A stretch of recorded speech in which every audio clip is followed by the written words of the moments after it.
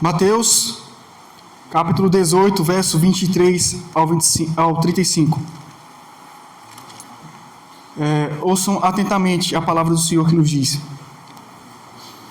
Por isso, o reino dos céus é semelhante a um rei que resolveu ajustar contas com os seus servos. E passando a fazê-lo, trouxeram-lhe um que lhe devia 10.000 talentos. Não tendo ele, porém, com que pagar, ordenou o Senhor que fosse vendido ele, a mulher e os filhos, e tudo quanto possuía, e que a dívida fosse paga. Então o servo, prostrando-se, reverente, rogou: Sê paciente comigo, e tudo te pagarei. E o Senhor daquele servo, compadecendo-se, mandou-o embora e perdoou-lhe a dívida. Saindo, porém, aquele servo encontrou um dos seus conservos que lhe devia 100 denários. E agarrando-o, o sufocava, dizendo: Paga-me o que me deves. Então o seu conservo, caindo-lhe aos pés, lhe implorava: Sê paciente comigo, e te pagarei. Ele, entretanto, não quis. Antes, indo-se, o levou para a prisão, o lançou na prisão, até que saldasse a dívida, ou seja, pagasse a dívida. Vendo os seus companheiros o que se havia passado, entristeceram-se muito e foram relatar ao Senhor tudo o que acontecera, ou seja, foram contar. Então o seu senhor, chamando-o, lhe disse: Servo malvado, perdoei-te aquela dívida toda, porque me suplicaste. Não devias tu igualmente compadecer-te do teu conservo, como também eu me compadeci de ti? Indignando-se, o seu senhor o entregou aos verdugos, até que lhe pagasse toda a dívida. Assim também meu Pai Celeste vos fará, se do íntimo não perdoardes cada um a seu irmão. Amém. Irmãos,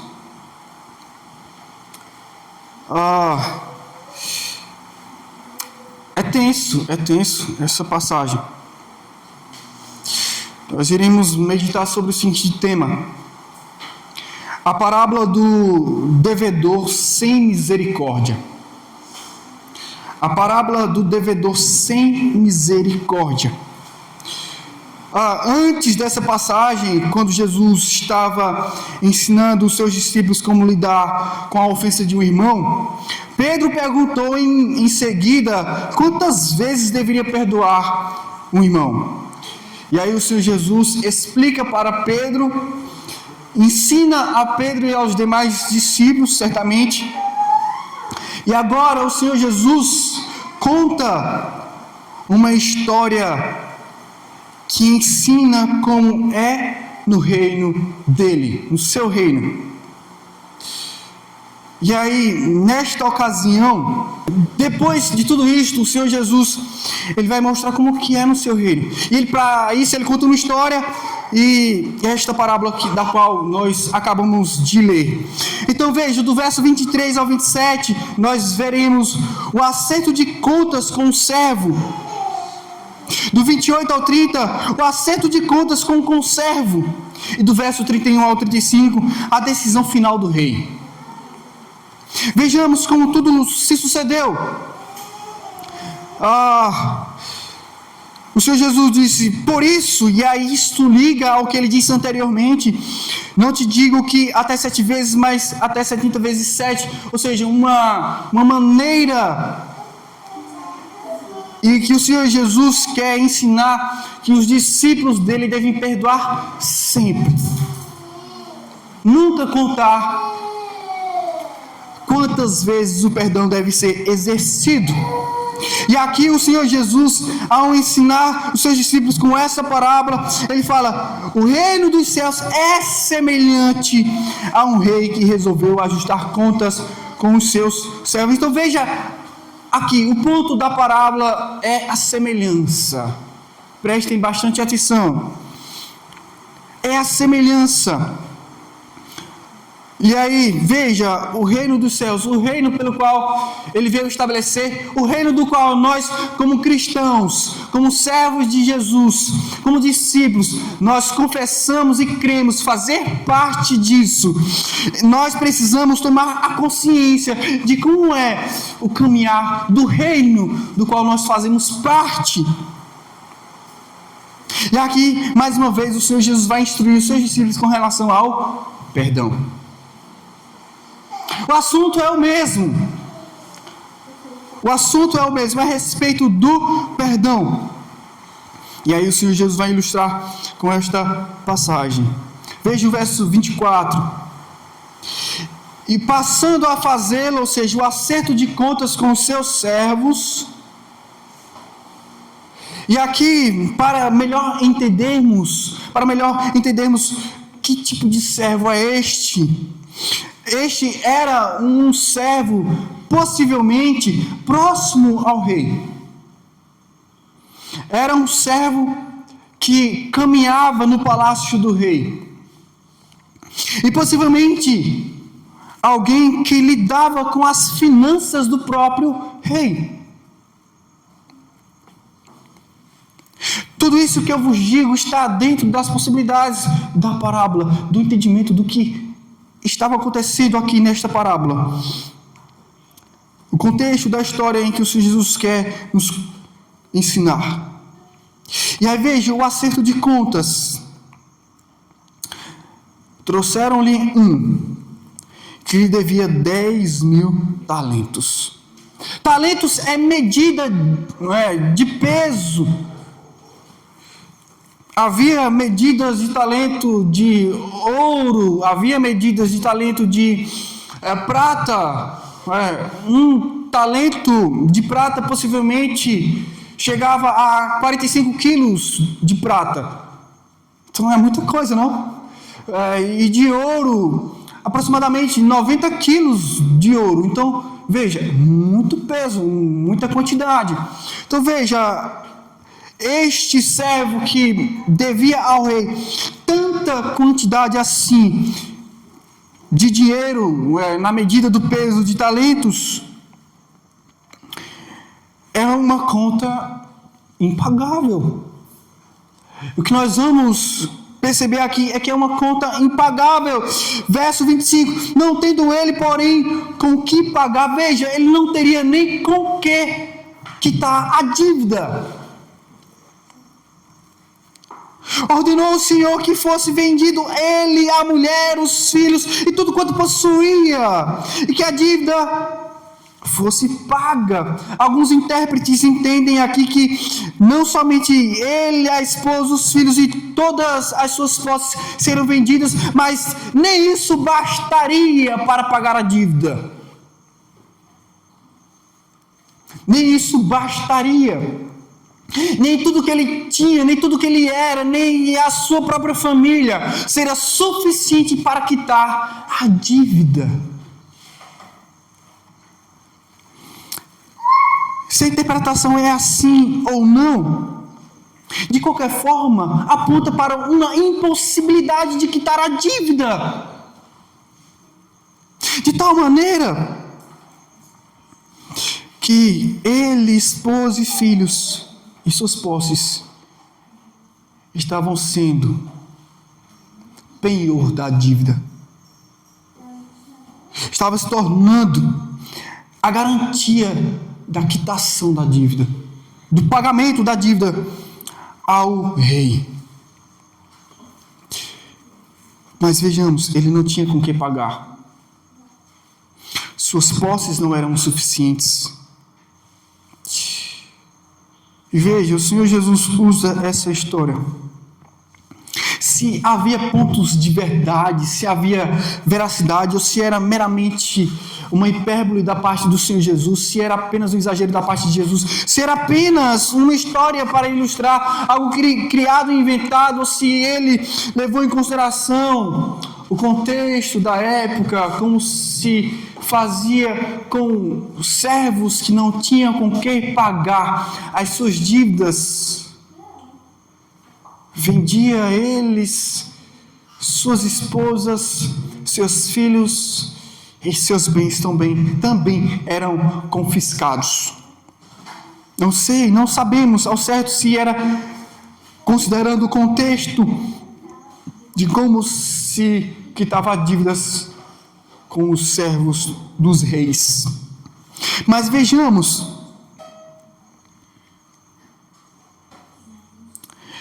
diz no versículo 26, então o servo, prostrando-se, reverente, ele clama, ele roga, ele pede: sê paciente comigo, e tudo te pagarei. E aqui o pedido do servo é: tem paciência.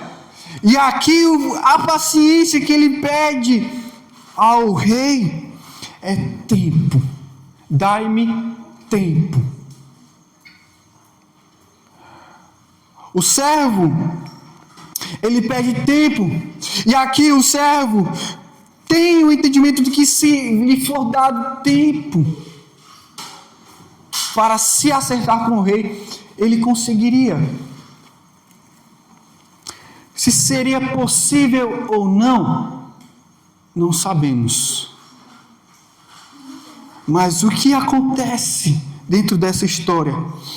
Esse clamor, esse pedido, essa intercessão, esse prostrar-se, essa postura de se humilhar diante do rei, reconhecendo sua miséria, reconhecendo que não é ninguém e que não tem nada, mas que havia um desejo de que a dívida com o seu rei fosse resolvida.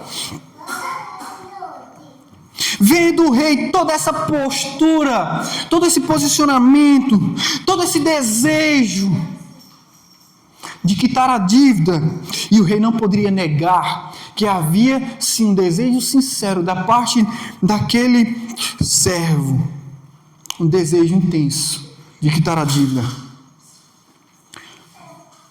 E o Senhor daquele servo, compadecendo-se, veja, ele teve compaixão. Sim, ele foi movido por sentimentos favoráveis àquele servo.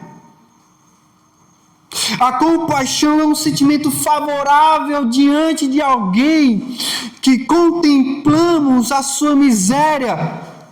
Há tantas definições de compaixão, mas é uma atitude favorável a alguém desesperado. Então mandou-o embora. Vai embora. Pode ir. Tua dívida está perdoada. Tua dívida já não mais existe entre mim e ti. Veja como este rei lida com seu servo de maneira maravilhosa, de maneira graciosa, diríamos. Ele não merecia ser livre da dívida, ele deveria pagar a dívida ao seu rei, mas o rei lhe perdoa toda a dívida.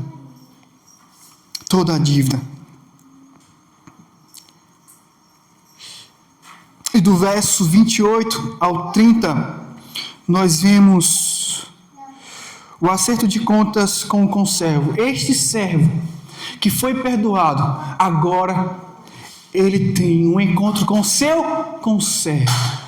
Ou seja, ele que tinha, mesmo que sendo um servo, tinha uma patente acima dos demais servos, ele encontra o seu servo. Veja, ele é o servo do servo agora. Este devedor é o servo do servo. E como este servo que foi perdoado lida com o seu conservo? Vejamos, verso 28. Saindo, porém, aquele servo, o que foi perdoado, encontrou um dos seus conservos, ou seja, um servo submisso a ele, que lhe devia 100 denários. Denários era uma moeda romana. Uma das moedas mais bem faladas, mais mencionadas aí no Novo Testamento. Mas vejamos, 100 denários. 100 denários. Denários, muitas vezes, eram dinheiro para pagar a diária de pessoas trabalhadoras da época. Mas vejamos,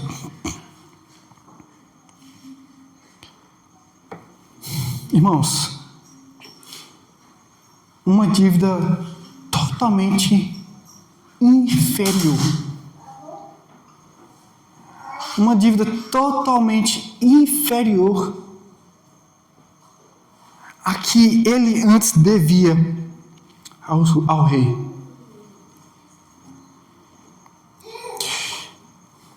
Ele, agarrando, o sufocava.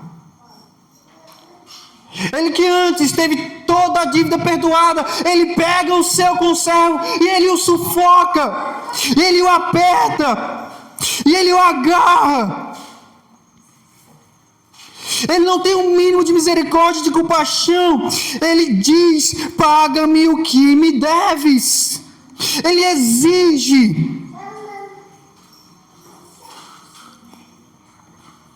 Então diz no versículo 29, o seu conservo faz a mesma coisa que ele antes fez, caindo-lhe aos pés, lhe implorava: sê paciente comigo e te pagarei. A mesma atitude que ele teve antes com o rei, esse conservo tem com ele. Verso 30, ele entretanto não quis.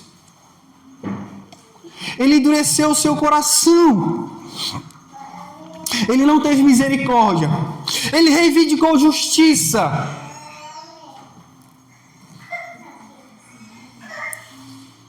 Ele reivindicou justiça. Antes, ao invés de perdoar, antes, indo-se, o lançou na prisão, até que saudasse a dívida, ou seja, até que a dívida fosse paga. Ele ficou encarcerado, preso, aguardando que a sua dívida fosse paga. Não sabemos aqui ao certo se alguém pagaria a sua dívida ele estando preso, ou se o tempo de sua prisão seria a quitação da dívida. Não sabemos. Mas uma atitude totalmente diferente, não? Uma postura totalmente oposta, não? Como falamos no ditado popular: pimenta no olho dos outros é refresco. Irmãos, após ele tratar assim o seu conservo, no verso 31 ao 35, nós iremos ver a decisão final do rei com relação a toda essa história. Mas veja o verso 31. O que aconteceu? Vendo os seus companheiros o que se havia passado. Veja, os seus companheiros, os demais servos, eles observaram algo e eles entenderam algo. Algo de errado não está certo.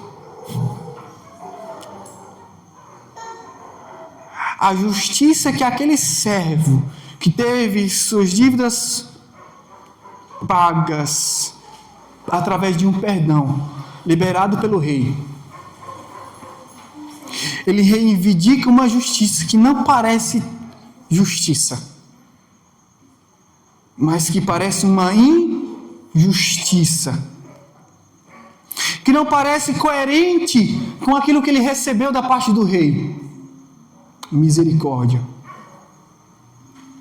Os conservos, os demais servos, todos os demais escravos contemplaram algo. Isso não está correto. Entristeceram-se muito e foram relatar, contar, descrever todos os detalhes ao rei, ao seu senhor, tudo o que acontecera, a maneira como aquele servo tratou o seu conservo. E possivelmente aqui, o que aconteceu com acerto de contas entre o servo e o rei, teria sido tão maravilhosa. Aquela atitude do rei com o seu servo foi tão grandioso, aquele momento, que parecia que todos sabiam, que a notícia se espalhou. O rei fez algo que jamais alguém poderia ter feito. O rei fez algo estupendo, fez algo grandioso, maravilhoso demais, e que a notícia possivelmente se espalhou em todo o reino.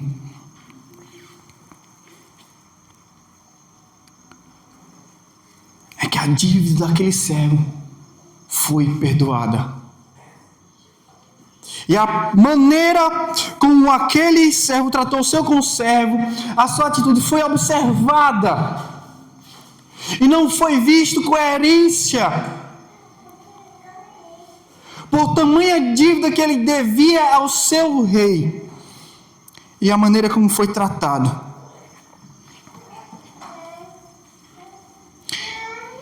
E aí, ao relatarem os demais escravos ao rei, diz no verso 32: então o seu senhor, chamando-o, lhe disse: servo malvado, servo perverso,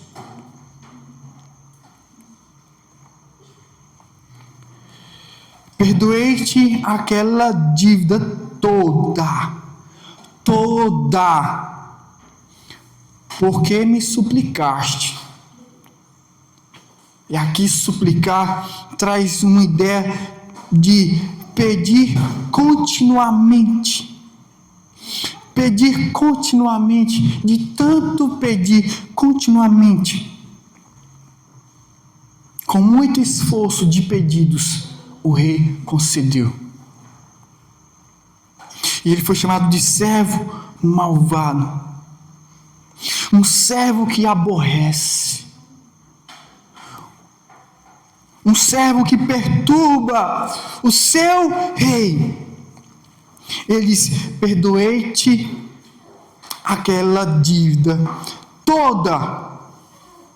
Verso 33.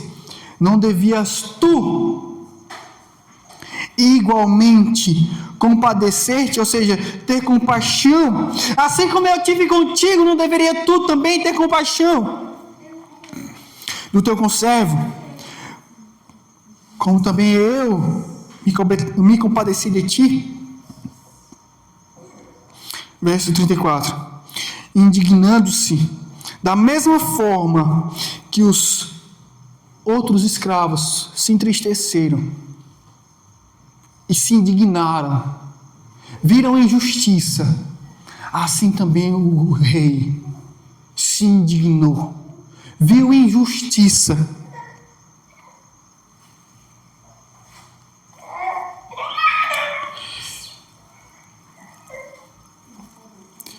Indignando-se, o seu senhor o entregou aos verdugos.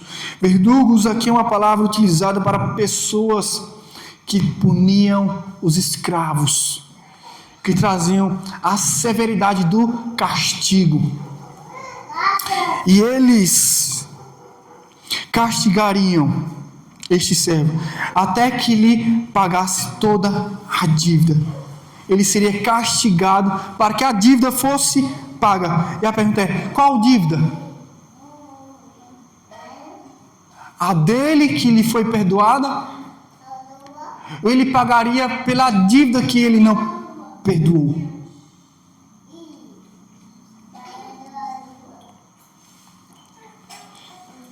Ele pagaria não pela dívida que lhe foi paga ou perdoada, pagaria pela dívida que ele não perdoou. Jesus conclui terminando assim: assim também meu Pai Celeste vos fará. Se do íntimo, é aqui íntimo, no grego é cardia, é uma palavra muito comum para nós, da pulsação do nosso sangue, do coração. Se do íntimo, né, do coração não perdoardes cada um a seu irmão, assim também o Pai fará.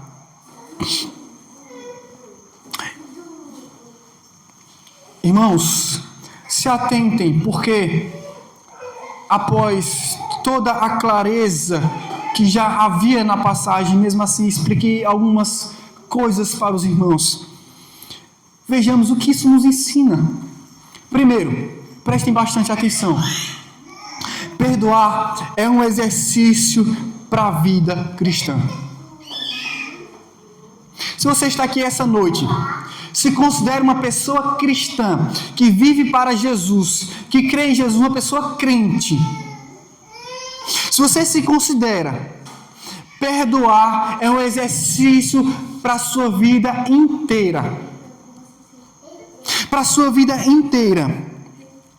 Se você está aqui essa noite e não entendia o que é uma vida cristã, e que nos momentos tão difíceis, quando você é ofendido, quando pecam contra você, quando as pessoas te fazem o mal, você ainda tem a dificuldade, você enxergando a dificuldade, não consegue discernir seu compromisso, sua responsabilidade, o princípio pelo qual rege a sua vida cristã, da maneira como Deus te tratou.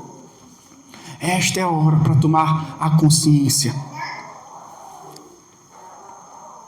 Por quê? Por quê? Porque o perdão será para nós um exercício contínuo para a nossa vida. Primeiro, que perdoar nos ensina a termos um coração conforme tem um coração do nosso Pai, nosso Deus. E outra coisa, porque Deus ele é rico em misericórdia, e nós estamos sendo ensinados, porque Ele é rico em misericórdia, nós não somos ricos em misericórdia. Nós não temos essas riquezas que há no coração do nosso Pai.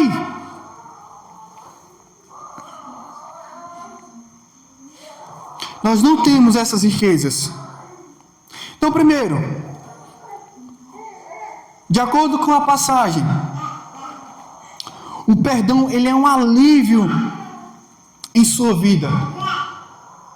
Ser perdoado é maravilhoso demais.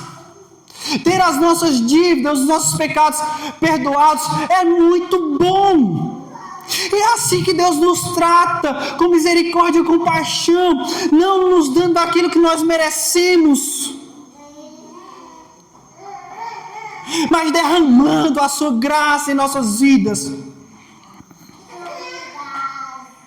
Onde o seu Filho Jesus Cristo paga todas as nossas dívidas lá na cruz, para que pela fé no seu Filho Jesus tenhamos o perdão de todas as nossas dívidas, do presente, do passado, do futuro. Deus perdoa todos os seus pecados, todos, do menor ao maior, do passado, do presente e do futuro. Basta-nos termos um coração quebrantado na presença do Senhor, nos arrependendo, confessando, e Ele nos purifica de toda injustiça. E louvado seja Deus, porque nós temos Jesus como nosso advogado para interceder por nós. Maravilhoso ser perdoado. O perdão traz um alívio, nos traz paz com Deus. Deixamos de ser inimigos de Deus para sermos filhos de Deus. É maravilhoso, não é? É muito bom. Veja, perceba a tamanha bondade da parte de Deus, da maneira como Ele nos trata, como Ele cuida de nós, e a maneira como Ele é paciente, Ele é paciente, Ele é muito paciente, cheio de compaixão e misericórdia.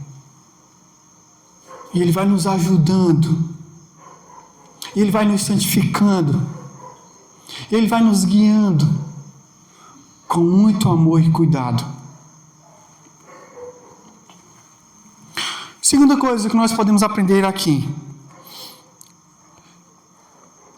que a dívida dos outros não é um alívio. As nossas dívidas perdoadas é um alívio, mas as dívidas dos outros, não é um alívio, de forma alguma. É um peso que ninguém quer carregar.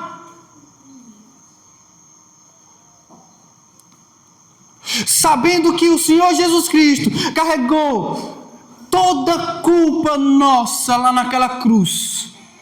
Como diz Isaías 53, que o castigo que nos traz a paz estava sobre Ele, e pelas suas pisaduras fomos sarados. Ele carregou sobre si todas as nossas dívidas, para que nós fôssemos perdoados. Mas o pecado dos outros, a dívida dos outros, fulano que pague o que me deve. É um peso que ninguém quer carregar.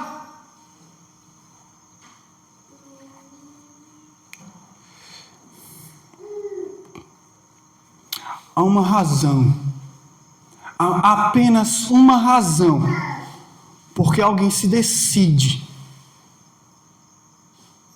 desatar os fardos das dívidas dos outros de suas costas. É uma consciência do quanto somos perdoados. A falta de perdão só revela a pobreza de nossa misericórdia.